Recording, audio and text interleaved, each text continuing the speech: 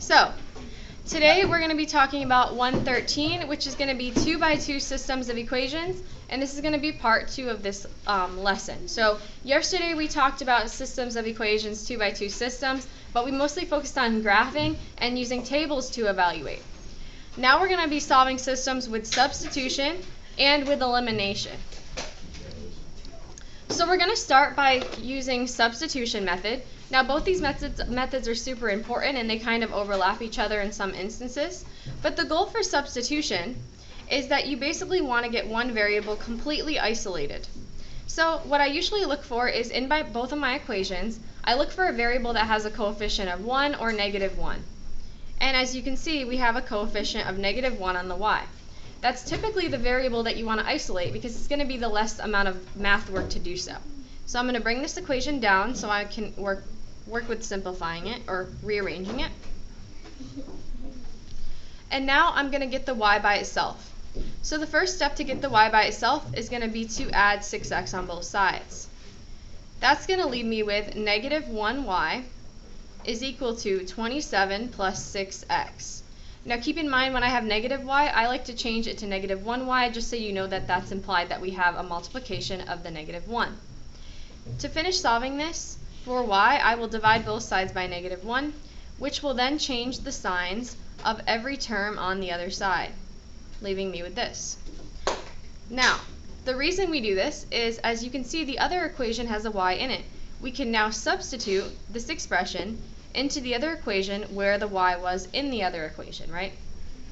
So I'm going to rewrite the first equation, and when I rewrite it, I'm going to leave the y blank. That should be at 3, huh? It's 3x plus 8y equals 9. Good, yep, that's the one. And we're going to replace the y value with what we just determined y is equal to. So does everybody see what I did there and what I just plugged in? This right here. Oh, this is it? Yeah, so I took The whole lesson? that and then we're going to do elimination. So what we're going to do to solve this is we're going to distribute. That's going to give me 3y minus 216 minus 48x is equal to 9. We're going to combine like terms, which are the x's, which leaves me with -45x minus 216 equals 9. I'm going to add 216 to both sides, which gives me -45x is equal to 225, which I will then divide both sides by -45 so that I have x by itself, and now I can solve for x, which gives me x equals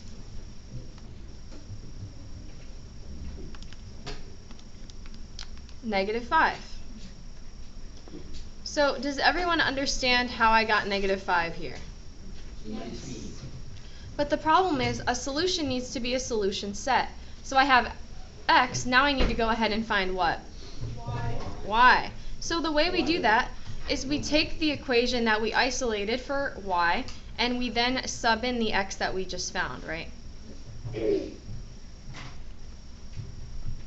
So I'm going to take that equation and I'm going to replace the x with the x that I just found, which will give me y equals 27 plus 30, which comes out to be 3. So I just simplified right here and got 3. So does anyone have any questions about how I got the solution set? Now can anyone tell me if I were to graph both of these linear equations, what would be happening at -5, 3? It would be hitting the x-axis. They wouldn't be hitting the x-axis, they would be doing what with each other? Intersecting. Crossing or intersecting, right? So that's how we solve a system by substitution, and if you were to solve it by graphing or plot both of these on Desmos, you would see that that was their solution via the graph as well, okay? So does anyone have any questions about number 1? Okay. We're going to do the same thing, but we're going to do this for number 2, okay? So on number 2, I'm going to look for the variable that has a coefficient of 1 or -1 if possible, because that's going to be the easiest one to isolate. So I see here that I have a -x So my goal is going to be to get that negative x by itself. So to do that, I'm going to add 3y to both sides. That's going to give me negative 1x is equal to 3y minus 6. And then to get x completely by itself, I'm going to go ahead and divide both sides by negative 1. That's going to give me x equals negative 3y plus 6. Yes? Does it matter where you put like the 3y and the 6? No, so you could have put negative 6 plus 3y, and that would have been fine. That's just rearranging. Okay. Any other questions about this so far? Zach, you have your notes for 113, or you need a copy? I got the notes. Okay, just set that on my desk, and we're going to go ahead and continue with the notes. So, from here, I now basically have a value for x that I can plug into the other equation, right? So I'm going to take my first equation, and I'm going to replace the x value with the expression that I just obtained that is equal to x, which is negative 3y plus 6.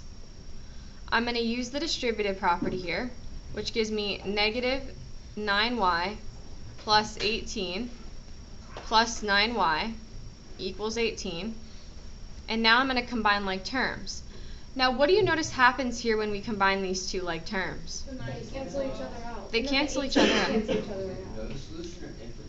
Which gives me, is this a true or a false statement? That's It's true. infinite. Good. So when we end up with a true statement that we can't solve, that means we have infinitely many solutions.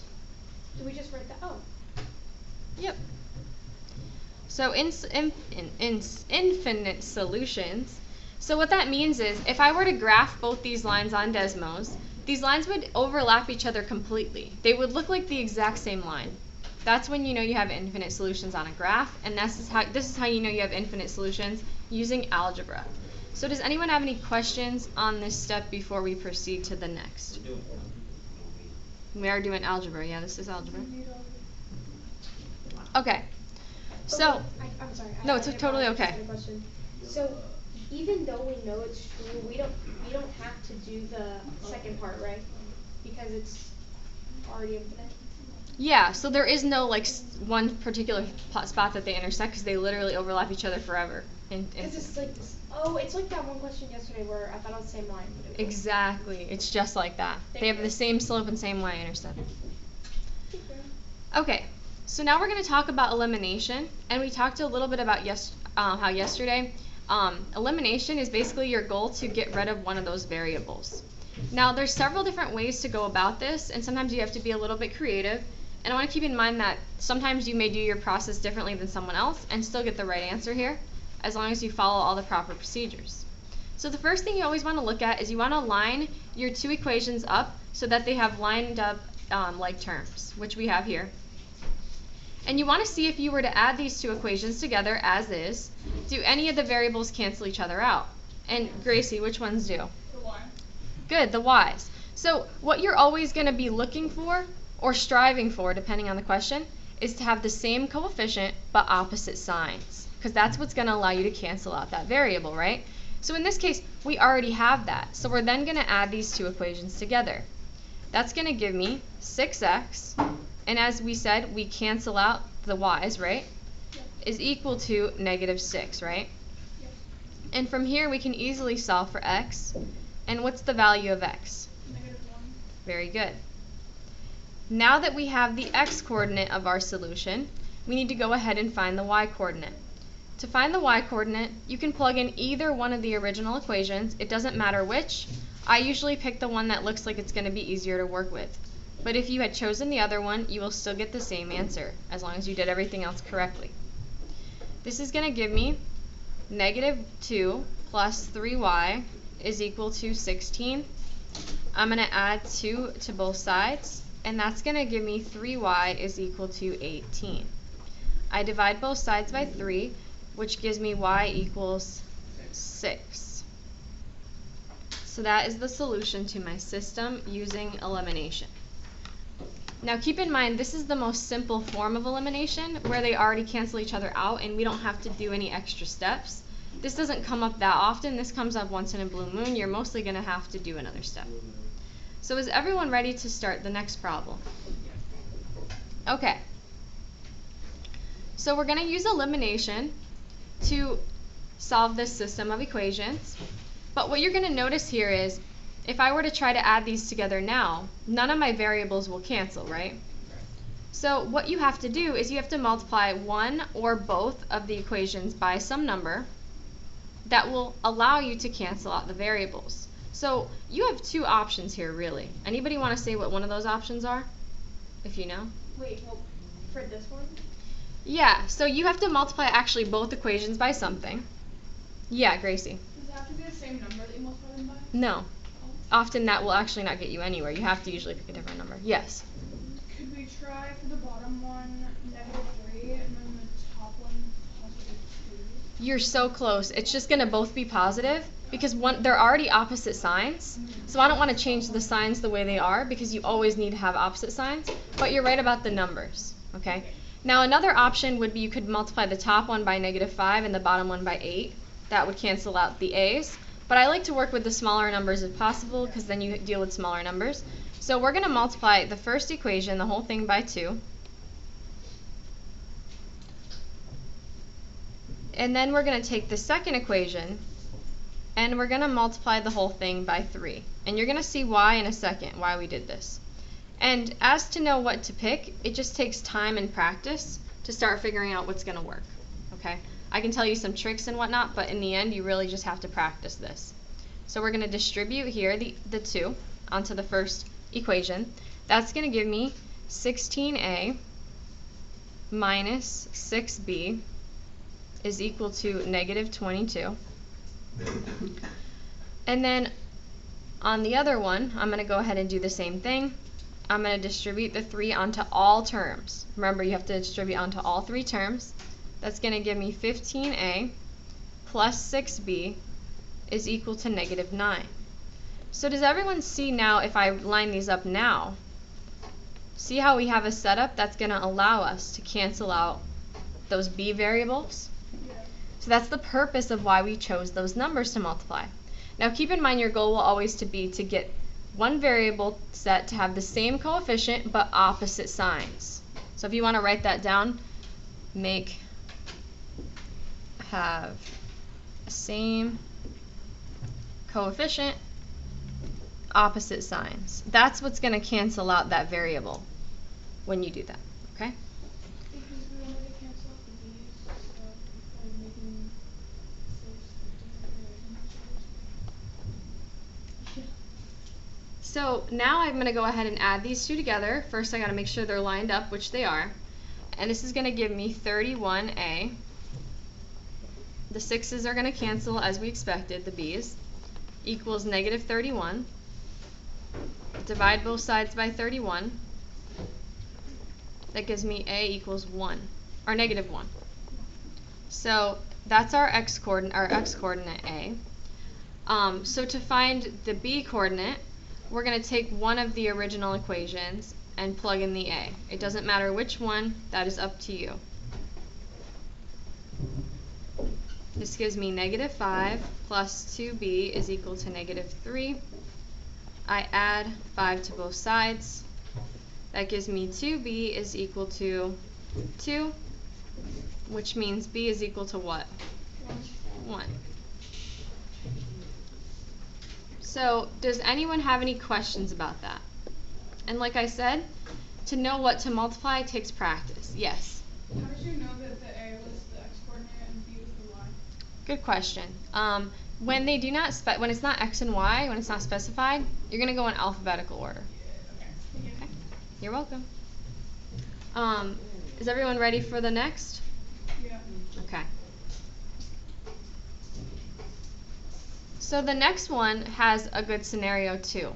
So when you want to do elimination and you have a variable that has a coefficient of 1 or -1, that one you can basically multiply by anything to make it cancel out with the other, right? Yeah. So if I want to cancel out the -5y with the other, yes. Multiply by 5. Good. So what we can do is we can take the first equation and multiply it by 5. And the goal of that is to then make your y have a coefficient of 5, which will then cancel out with the negative 5, right? So I use my distributive property here. That gives me 10x plus 5y equals 20 times 5, which is 100. Yeah. I looked at you, I was like, what? I was like, literally, like right when I said it, I'm like, I have to say multiply, don't I? Then I'm going to line up my second equation so that they line up with their like terms. And then I can combine the like terms together, which gives me 16x equals, because as you can see, the y's cancel, equals 112. And then I divide both sides by 16, which gives me x equals 7. Good. So I did this, the first like 2 examples, I got the same answer. You totally can. You totally can. So yeah, every single equation can be solved by substitution, elimination, or graphing. It's just a matter of which one's going to be the easiest. Okay. But they work for every single one. Okay, I have a didn't. question. Yes. What did you do with the negative? Oh wait, never mind. I'm sorry. You got it? Yeah. So now we're going to pick one of the original equations. Do the first one. So that's what I'm going to do, to plug in the x that we just obtained to get the y. That gives me 14 plus y equals 20, which means y equals 6. So the solution to the system, the location where these two lines would intersect, would be 7, 6. So does anyone have any questions? We're going to try one more problem, and then I'm going to go over a homework problem, or get you set up for a homework problem, and then you'll have time to work on this. Okay. So, yes. The goal is to pick a number that will make the other variable cancel out with that when I add them together. Yes. What if both variables cancel out my problem? We're going to do one like that next. Yeah, I'm on it right now. I know. Oh yeah, that's what I'm doing. Yeah, you're going to see. I was just like trying to figure it out. Okay. So now we're going to look at the next one, which we want to think of something we can multiply one of these equations by to allow us to cancel out one of the variables. 4. So, yes, it is 4. And let me explain the process for those who are still trying to understand it. If I multiply the first equation by 4, that's going to give me a coefficient of 12 in front of the x, which will allow me to cancel out with the negative 12 in front of the other x, right? Right? You good with that? Yes. So I'm going to take the first equation and multiply by 4.